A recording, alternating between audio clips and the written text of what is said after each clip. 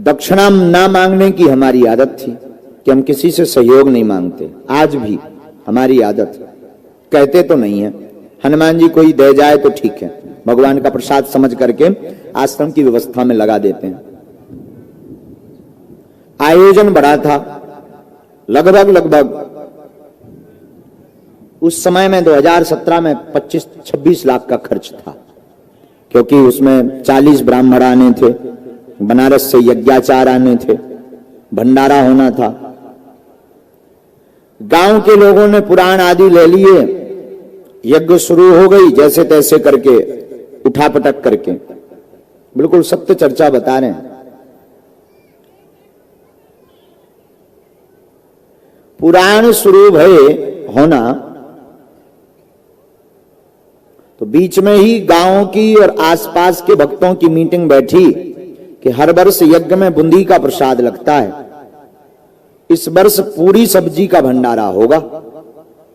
और हमने जो एटीएम ऊपर फंसाओ तो वो बूंदी को फंसाओ, जो अर्जी लगाई थी कि बूंदी का प्रसाद लग जाएगा, निपट जाएगा।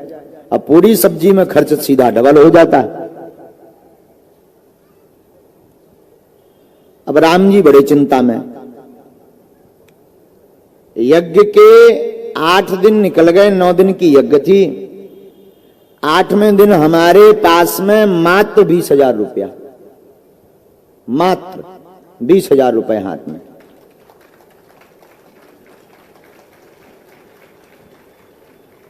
ब्राह्मणों की दक्षिणा ही हमें 4 लाख के लगभग देनी थी और भंडारे का सामान मंगवाना था।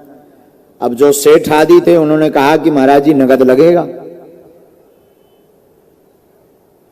अब बड़ी चिंता पड़ गई, खूब व्यवस्था बन गई, यज्ञ का खूब झंका मंका हो गया, लेकिन अब विचार करने लगे कि अंतिम दिन नाक ना कट जाए। अर्जी लगाएं तो किससे लगाएं? उधार मांगने की सामर्थ्यता नहीं थी, क्योंकि कभी आज तक हमने उधार मांगा नहीं, और इतने हम बड़े भी नहीं थे कि कोई हमें उधार इतनी बड़ी रकम 8-10 लाख रुपए दे दे। मन में था कि 3-4 लाख रुपया आ जाए तो ब्राह्मणों की दक्षिणा चुक जाए, भंडारे का देखा जाएगा, जो भी होगा सामान मंगाते हैं। तो एक सेठ को निवेदन किया कि हम आपका चुका देंगे, हर हाल में दे देंगे। उसने जैसे तैसे करके राशन सामान तो दे दिया, भंडारा तो बनने लगा, लेकिन अब ब्राह्मणों की दक्षिणा।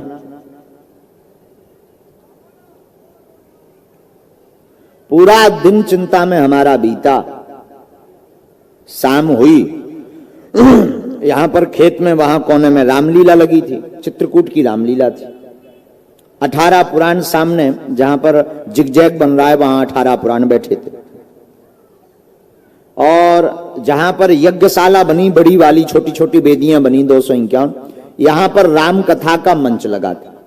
हम राम कथा कर रहे थे स्वयं। गांव का खूब सहयोग मिला, जन जन की जितनी सामर्थ्यता थी गांव वालों ने सहयोग किया। बड़ा आयोजन, हमारे गांव के सब समाज के लोग, अहिरवार समाज के लोग से लेकर के हमारे भाई भैया आ रहे हैं, आदिवासी जी आ रहे हैं, सब जनन ने अटूट मेहनत की दिन ना रात। बड़ी उन्हें प्रसन्नता रहती थी, मन भी बड़ा अच्छा लगता था उन सबका, हमारा भी मन बड़ा गदगद था। लेकिन अब ये आप बीती बताएं किसको?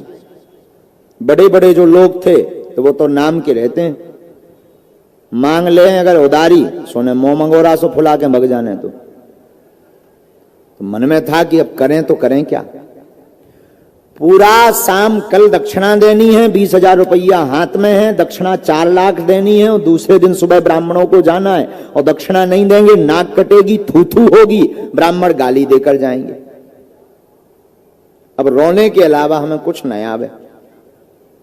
विचित्र बात यह कि पर्चा और पेन कागज उठाएं सो अर्जी न लगे, कम से कम अर्जी लग जाए तो जी बता दें भाई साहब के होने का है,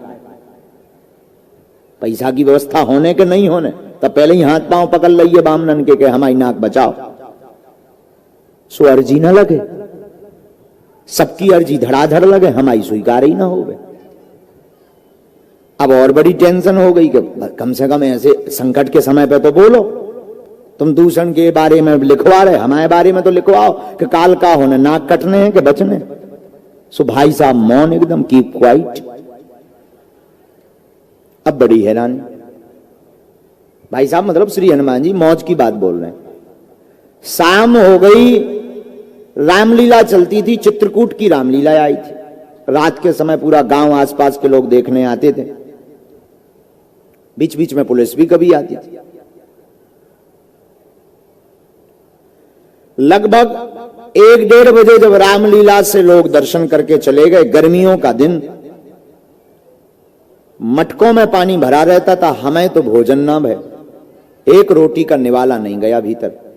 मन में यही चिंता कि कल होगा क्या, और बार बार रोना आवे, बार बार आंसू भर में कि इससे अच्छा तो यज्ञ ही ना करवाते तो ठीक थी, या फिर किसी से उधार मांगे, पर मांगे किससे, कोई उधार देने वाला नहीं। बार बार हमारे आंसू भरें और बार बार हम सन्यासी बाबा और बालाजी का ध्यान करें, कोई जवाब ही नहीं। रात के 2 बज गए, 2 बजे तक कोई व्यवस्था नहीं बनी, तो अब हम एकदम तड़फड़ाएं। एक झोपड़ी बनी थी, एक कमरा में जाएं, बार बार रुपया गिने, बार बार हैरान हों, तो रुपया 20,000 के 20,000। आके बैठ गए नहा धोकर, सबको हमने प्रणाम किया। और एक नेपाली बाबा हते, नेपाली बाबा, एक महात्मा जी, नेपाल वाले महात्मा जी, बड़ी जटा वाले, ऊपर डेरा जमाए थे, धूना जमाए थे, हैं? ध्यान है ना। एक नेपाली बाबा जो है, जो धूना जमाए थे, उन महात्मा जी को हमने प्रणाम किया। तो 400-500 लोग ऐसे बैठे थे, सबसे हम मिल रहे थे, सब अपनी अपनी बात बता रहे थे। वो जो सज्जन व्हाइट शर्ट और ब्लैक पैंट पहने आए थे, एकदम अच्छे कपड़े, बहुत सुंदर से कपड़े, वो आके बैठ गए। हमने पूछा कि बताओ भाई कहां से आए हैं, तो उन्होंने बताया कि हम झांसी से आए हैं। हमने कहा वाह। उन्होंने हमें बताया कि हम जो है झांसी से आए हैं, और झांसी से आकर के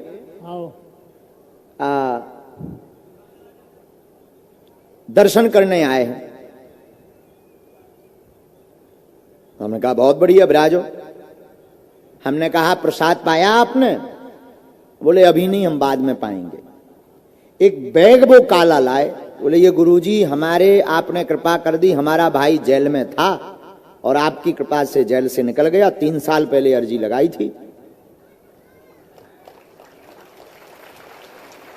अभी बात सुनना, हमें लगा कि हम ऐसे ही आशीर्वाद बांटत रही दिन भर। सुखाओ ये बांटता हो 3 साल पहले, हम तो बांटते ही रही आशीर्वाद। अब इवन का को भी आओ हम तो कह दी जा भलो हो, भगवान लाज रख दे, हम की हो सकत भलो होगो। हमने कहा अच्छा भाई का नाम क्या है? बोले वो सब बाद में बताएंगे, बैग लो आप। हमने कहा क्या है? बोले यज्ञ के लिए कुछ सहयोग है। हमने कहा कार्यालय एक तिवारी जी हते, बिजावर वाले विजय तिवारी जी, बेहते खातेदार। हमने कहा उनके पास जाओ, तुम खाते में, विजय राहुल तिवारी हैं बिजावर वाले, वो खातेदार बने थे। तो हमने कहा उनके पास तुम जमा कर दो। उन्होंने कहा नहीं, आपको ही देना है। और उन्होंने वो बैग हमें दिया, और हम उस बैग को लेकर के जो कमरा बना था उसमें आए। अब वो हमारे ही सामने गाड़ी पे बैठ के चले गए। और जब हमने वो काला बैग खोला तो उसमें लाल पेन से एक चिट्ठी लिखी थी जिस पर लिखा था जय सिया राम। और जब नोट गिने तो 4,98,000 रुपया उस बैग में मिले। 4,98,000। परेशान हो गए हम, भगे भगे गए कि हुए पकड़िए, जब लो बिलोरो फुर रोड गई। मोटरसाइकिल से हम गांव के बाहर तक देखवे गए। फिर अब कनेक्शन तो जुड़े ही थे सन्यासी बाबा, तो फिर भीतर से गुरुजी बोले हैरान ना हो, तुम आओ काम होगा। साक्षात श्री हनुमान जी महाराज को यज्ञ की व्यवस्था के लिए नाटक करना पड़ा और एक व्यक्ति बनकर के आना पड़ा और रुपया लाना पड़ा। ये सत्य घटना बाबे सुल्तान की।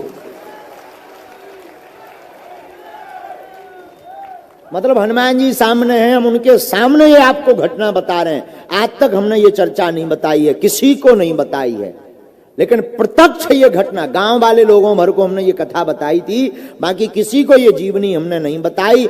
हम आज माइक से कह रहे हैं कि कलयुग में आज भी साक्षात हनुमान जी है, आज भी हमने प्रत्यक्ष अनुभव किया।